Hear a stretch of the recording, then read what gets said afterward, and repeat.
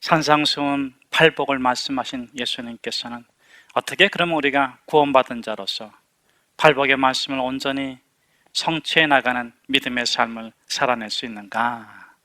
여러분, 본질을 지키십시오. 이것이 마태복음 5장 13절의 말씀입니다. 우리 같이 한번 13절의 말씀을 함께 봉독하도록 하겠습니다. 함께 읽겠습니다. 너희는 세상의 소금이니 소금이 만일 그 맛을 잃으면 무엇으로 짜게 하리요? 후에는 아무 쓸데없어 다만 밖에 버려져 사람에게 밟힐 뿐이니라. 아멘. 여러분, 소금에는 성질이 있고 성격이 있고 특성이 있습니다. 그런데 그것을 잘 알고 계신 예수님께서 이렇게 5절, 13절의 말씀을 한 묶음으로 먼저 전하는 메시지가 있습니다. 너희는 세상의 소금이나 그런데 그 소금이 맛을 잃으면 무엇으로 짜게 하리요? 버려지고 밟혀질 뿐이니라. 여러분, 소금은 어떤 것입니까? 소금은 결코 맛을 잃지 않습니다. 오히려 소금이라는 존재는 자기 자신의 외형적인 모양을 잃을수록 맛나게 하는 그런 본질을 가지고 있는 것이죠.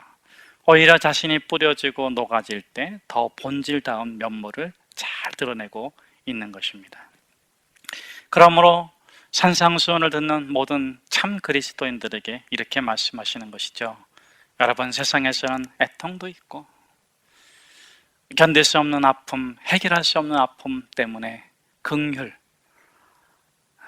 이 모태의 사랑으로 품지 않으면 견딜 수 없는 삶의 질고도 있고 불의와 불공평과 불편함으로 인해서 참으로 의에 배고프고 의를 갈망할 수밖에 없는 현실도 있을 것입니다. 그때 여러분, 본질을 꼭 붙잡으십시오. 본질을 꼭 지켜내십시오. 그러면 오히려 여러분들은 참 복을 누리는 복된 그리스도인이 될 것입니다. 그렇다면 소금의 성질은 무엇입니까? 첫째, 부패를 방지하는 방부제 역할입니다. 둘째, 맛이 없는 것을 맛나게 하는 역할을 합니다. 셋째, 정결하게 합니다. 그래서 레위기 2장 13절에 보면 재물에 소금을 치라 이렇게 표현되어 있습니다. 그런데 이렇게 자신의 성질, 자신의 근원을 잘 드러내기 위해서 소금이 해야 되는 소금의 성격이 있습니다. 첫째는 무엇입니까? 뿌려져야 됩니다.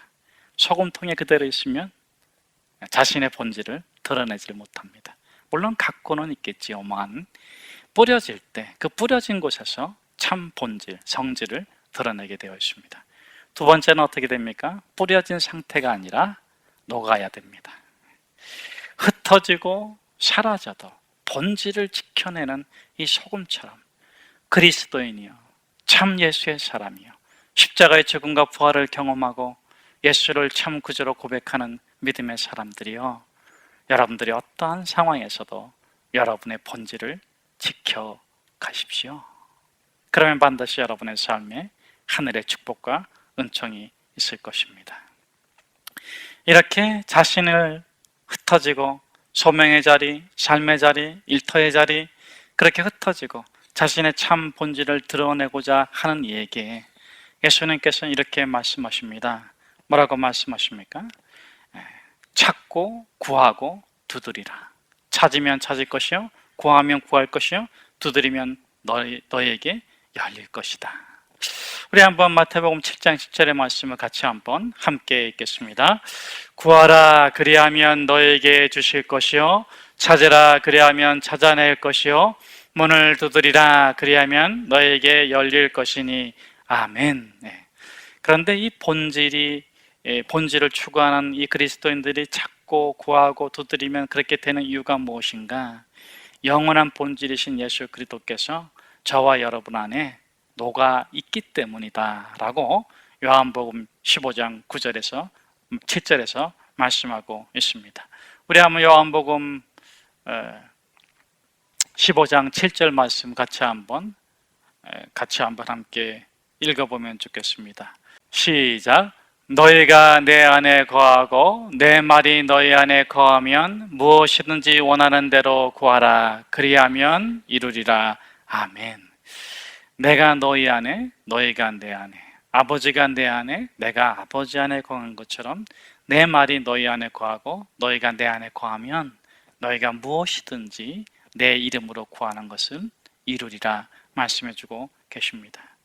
본질, 영원한 본질이신 예수 그리스도께서 자신의 보좌를 버리시고 이 땅에 인간의 몸으로 오시고 십자가에 죽으시고 자신의 살과 피를 저와 여러분에게 주시면서 말씀하시는 것입니다.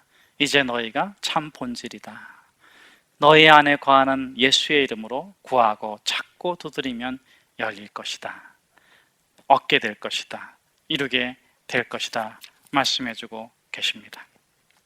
자, 이렇게 주님께서는 우리가 이 환난이 많고 공고가 많고 아픔이 많고 고통이 많은 세상 한복판에서 참 본질을 끝까지 견고히 지켜내기를 부탁하고 있는 것입니다. 세 번째로 소금은 특성이 있습니다. 그런데 소금은 어떻게 사용이 되어져야 되는가? 적절히 사용되어져야 합니다. 우리 한번 마가복음 9장 50절 말씀 같이 함께 읽도록 하겠습니다. 소금은 좋은 것이로되 만일 소금이 그 맛을 잃으면 무엇으로 짜게 하리요? 너희 속에 소금을 두고 서로 화목하라 하시니라. 이 마태복음 5장 13절에서도 그렇고 마가복음 9장 50절 말씀에서도 그렇고 이 동일한 말씀이 반복되고 있어요. 그 중에 하나가 뭐냐면 소금이 만일 그 맛을 잃으면 무엇으로 짜게 하리요? 여러분, 광물인 소금은 그 맛을 잃지 않습니다. 그런데 우리가 세상 속에 있다가 예수님 밖에 있다가 예수의 사람으로 거듭난 영적인 소금인 우리들은 맛을 잃기도 하는데 그것이 왜 어느 때 맛을 잃느냐? 적절하게 제어하지 못할 때, 사용되지 못할 때 그 맛을 잃는다 하는 것입니다. 그러면서 이 마가복음 9장 50절에서는 너희 속에 소금을 두고 서로 화목하라 이렇게 말씀하고 계신데요. 이 마가복음 9장 50절의 말씀은 그 전에 배경을 갖고 있습니다. 한 번은 요한이 이렇게 묻는 겁니다. 예수님께 예수의 이름으로 귀신을 쫓아내고 병을 고치고 이적을 행하는 자들이 있는데 우리를 따르지 아니하므로 제가 금하였습니다. 이렇게 말을 하자 예수님께서 뭐라고 말씀하십니까? 금하지 마라. 예수의 이름으로 선을 행하면서 우리를 어렵게 할 자가 없느니라. 그렇게 말씀해 주셨어요. 그리고 나서 예수님께서 뭐라고 말씀하시면 너희 중에 지극히 작은 자에게 냉수 한 그릇 건네준 자는 결코 하늘 아버지로부터 상을 받지 아니할 사람이 없다. 또 너희 중에 지극히 작은 자 하나를 범죄케 하면 차라리 연자맷돌을 쥐고 바닷물에 빠지는 것이 더 낫다. 너희 눈에 범죄하면 눈을 뽑아내 버려라.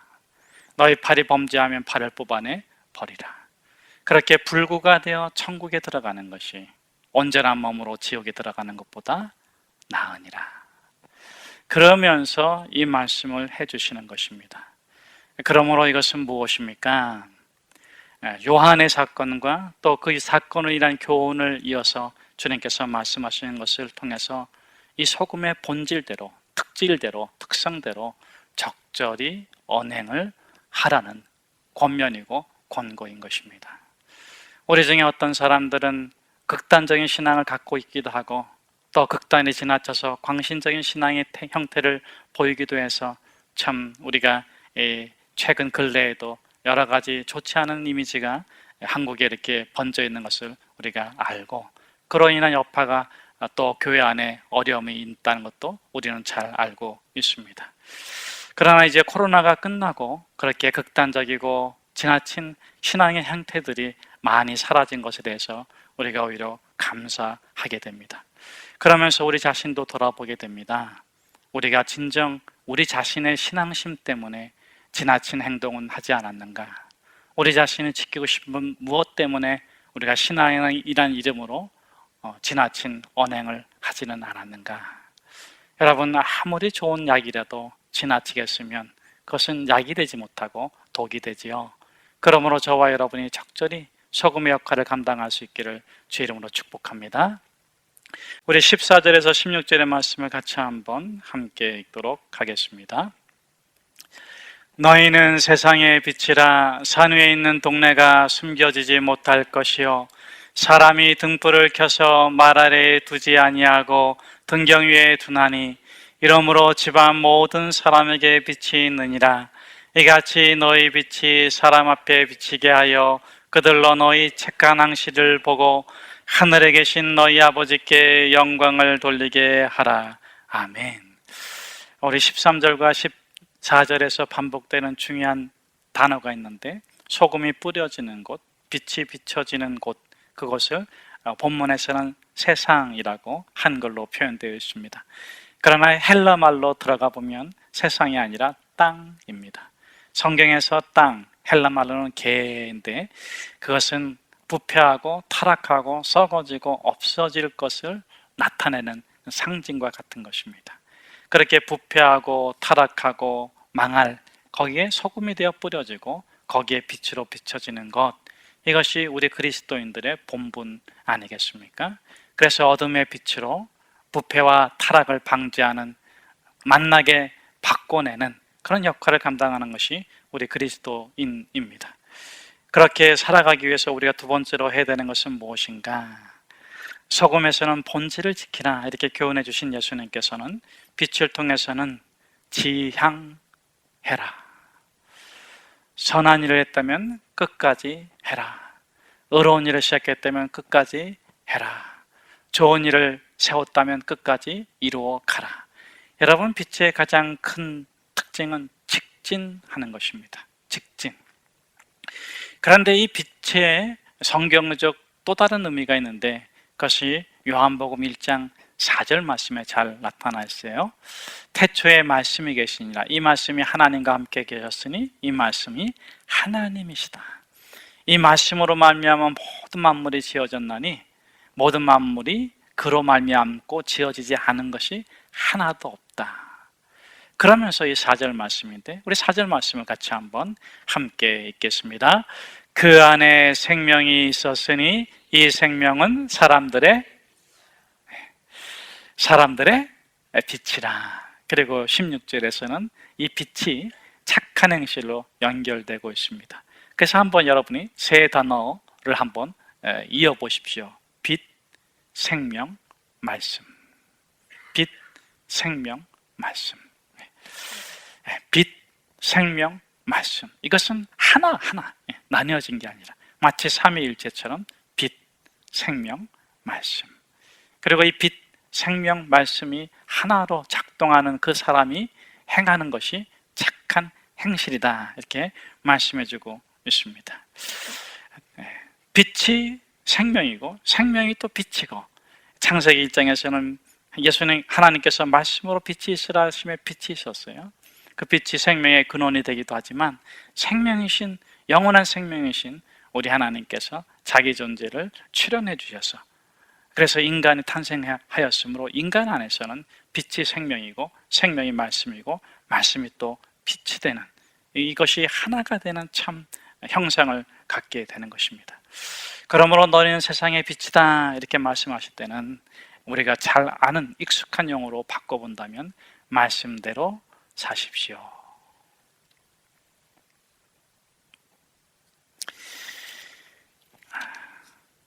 한국교회 처음 이야기, 이덕주가 쓴 책에 보면은 말씀대로 살려고 말씀 그대로 적용하려고 노력했던 그런 신앙인들의 모습이 소개되어지고 있습니다. 1900년도 강화에, 지금은 강화중앙교회인데 강화읍교회가 있었습니다. 거기에 과부 김씨 교인이라고 기록상에는 표현되어 있는데, 그분이 80세에 예수를 믿었어요. 홀로 과부가 되었지만 믿음을 잘 지켰고 또 재물적으로 좀 여유가 있어서 여종을 부리고 있었습니다. 그 여종의 이름이 복섬이에요. 복섬. 복섬이를 데리고 있었는데 어느 날 성경을 읽다가 마태복음 18장 18절의 말씀을 읽게 됩니다. 진실로 내가 너에게 이르노니 무엇이든지 너희가 땅에서 매면 하늘에서 매일 것이요 무엇이든지 땅에서 풀면 하늘에서도 풀리리라. 그 말씀을 가지고 묵상하다가 내가 이 땅에서 메어놓은 게 뭔가 하고 봤더니 복섬이가 적용이 되더래요. 아, 내가 이때까지 복섬이를 종으로 메어놨구나. 그래서 하나님께 기도를 올려드리고 복섬이를 부릅니다. 복섬아, 이제부터 너는 종이 아니다. 자유다. 자유인이다. 너 집을 나가도 괜찮겠다. 그렇게 진심을 전했는데 복섬이가 막 기뻐하고 좋아하고 즐거워할 줄 알았는데 복섬이가 엉엉 울더래요. 저 나갈 데가 없어요. 저는 그저 주인 되시는 마님하고 사는 게 제일 행복해요. 아이고, 그럼 이것을 어떡하냐? 그러다가 그 복섬이를 양녀로 삼았다고 합니다. 그 좋은 소문이 온 마을에 퍼졌고 그래서 많은 사람들이 다시 예수의 도를 찾게 되었다고 하지요. 어떻게 보면 그 말씀에 부딪혀서 마음이 흔들렸지만 본질을 잃지 않고 예수 그리스도를 향해서 직진하고자 했던 그들의 삶의 모습이 아니겠습니까? 여러분, 오늘 우리에게 주어진 십자가는 무엇일까요? 한국교회에 처음으로 세례를 받은 사람은 노충경이란 사람입니다. 그가 세례받을 때에는 1886년이라는 기록도 있고 5년이라는 기록도 있는데 그가 세례를 받을 때에는 정부가 선교사들을 탄압하고 감시해서 선교사들이 그와 같은 일을 잘 행하지 못했어요. 복음을 전하지도 못했고 또 세례를 베푸는 일은 아예 생각도 못했습니다. 노충경은 알렌을 도와주었는데 알렌에게 부탁합니다. 세례를 좀 주십시오. 알렌이 두려워합니다. 그러자 언더우드에게 부탁했고 언더우드가 이 노충경에게 위협을 무릅쓰고 세례를 베풉니다.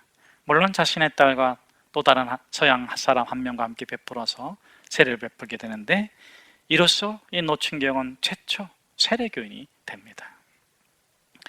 그 이듬해 황해도의 소래교인들이 위험을 무릅쓰고 천리길을 찾아옵니다. 누구에게 옵니까? 언더우드에게 옵니다. 왜 옵니까? 세례를 받고 싶어서, 참 그리스도인이라는 인정을 받고 싶어서 옵니다. 그들은 서상윤에 의해서 복음을 듣고 3년 동안 교회로 모여가지고 성경 공부를 했던 이들인데 세례를 받고 싶은 거예요. 그래서 황해도 소래에서부터 이 서울까지 옵니다. 언더우드가 깜짝 놀래요. 아니, 어떻게 자기들이 복음을 전하지도 않았는데 벌써 교인이 있단 말인가 하고 문답을 합니다. 우리는 이제 서율의 문답을 가지고 하는데 어쨌든 문답을 하는데 척척 맞춥니다. 참으로 놀라면서도 그래도 과연 세례를 줘가지고 정부와 좋지 않은 일을 관계를 불건하게 해야 될까 걱정하고 있는데 당황하는 그 모습을 보고 미루는 그 모습을 보고 세례를 받으러 왔던 세 사람이 등을 돌려서 씁니다. 그들은 서상윤의 동생인 서경조, 최명호, 또 정공빈 이와 같은 성도들인데 그들이 뒤돌아서더니 도포를 벗습니다. 겉옷을 벗습니다. 그랬더니 거기에 뭐가 있었겠습니까? 놀랍게도 그들이 등에다가 십자가를 하나씩 묶고 있는 거예요. 나무 십자가를 하나씩 묶고 있는 겁니다. 깜짝 놀라서 그 연유를 묻자 그들이 이렇게 대답합니다. 마태복음 16장 24절 말씀에 아무든지 나를 따라오려거든 자기를 부인하고 날마다 자기 십자가를 지고 나를 따를 것이니라. 그 말씀을 묵상하면서 부딪혔다는 거예요. 그 말씀에 마음이 흔들리고 그 말씀에 붙잡혔다는 겁니다. 그래서 우리가 이제 세례를 받기 위해서 위험을 무릅쓰고 천리길 서울로 올라가는데, 예수님께서 예루살렘에 올라가시기 위하여 십자가를 지기 위해서 예루살렘에 올라가셨으니 우리도 우리 자신의 십자가를 맹길어 가지고 등에 지고 가자. 그렇게 해서 등에다가 십자가를, 자기들이 깎은 나무 십자가, 만든 십자가를 등에다 묶고 왔다는 거예요. 그러면서 그들이 원하는 것이 무엇입니까? 우리가 참 그리스도인 증표를 주십시오. 우리에게 세례를 베풀어 주십시오. 그래서 언더우드가 위험을 무릅쓰고 그들에게 세례를 베풀게 됩니다. 여러분, 세례 받으셨습니까? 참 그리스도인입니까? 그렇다면 여러분 무엇을 여러분의 본질로 삼고 있습니까? 여러분 무엇을 여러분의 지향점으로 삼고 있습니까? 여러분, 우리가 사는 세상은 참으로 험악하고 못되고 거짓되고 추악하고 참으로 어렵고 악합니다. 그러나 우리 주님께서 뭐라고 말씀하십니까? 너희가 세상의 소금이다. 너희가 세상의 빛이다. 그리고 마태복음 28장 18절에서 20절에서는 예수님께서 우리에게 그렇게 말씀하세요. 일어나십시오. 빛을 발하십시오. 저 어둠의 세상에 들어가서 참 생명, 영원한 생명, 언젠가 우리가 이 땅의 모든 삶을 내려놓고 떠나가야 될 텐데, 언젠가 이 세상은 심판을 받을 터인데 영원한 생명, 영원한 나라, 참 복음을 전하십시오. 우리 한번 마태복음 28장 18절에서 20절 말씀을 같이 한번 함께 읽어보도록 하겠습니다. 같이 한번 함께 읽겠습니다. 예수께서 나와 말씀하여 이르시되 하늘과 땅의 모든 권세를 내게 주었으니 그러므로 너희는 가서 모든 민족을 제자로 삼아 아버지와 아들과 성령의 이름으로 세례를 베풀고 내가 너에게 분부한 모든 것을 가르쳐 지키게 하라. 볼지어다 내가 세상 끝날까지 너희와 항상 함께 있으리라 하시니라. 아멘. 저는 여러분들에게 세 가지를 말씀해 드리고 싶습니다. 첫째, 소금이 되십시오. 아니, 여러분은 이미 소금입니다. 빛이 되십시오. 아니, 여러분은 이미 빛입니다. 둘째, 하나님이 여러분에게 주신 재능과 탤런트를 빛나게 하십시오. 탁월한 사람이 되십시오. 지혜로운 사람이 되십시오. 구하고 찾고 두드리면 하나님께서 저와 여러분이 아무리 작고 보잘것없을지라도 모든 것을 감당할 수 있는 기도원처럼, 모세처럼 그렇게 변화시켜 주시고 만들어 주시고 빚어 주시고 감당하게 하실 것입니다. 여러분, 정치, 교육, 문화 모든 각 방면에서 여러분이 서 있는 그곳에서 여러분 빛나는 존재가 되십시오. 그리고 세상을 비춰 주십시오.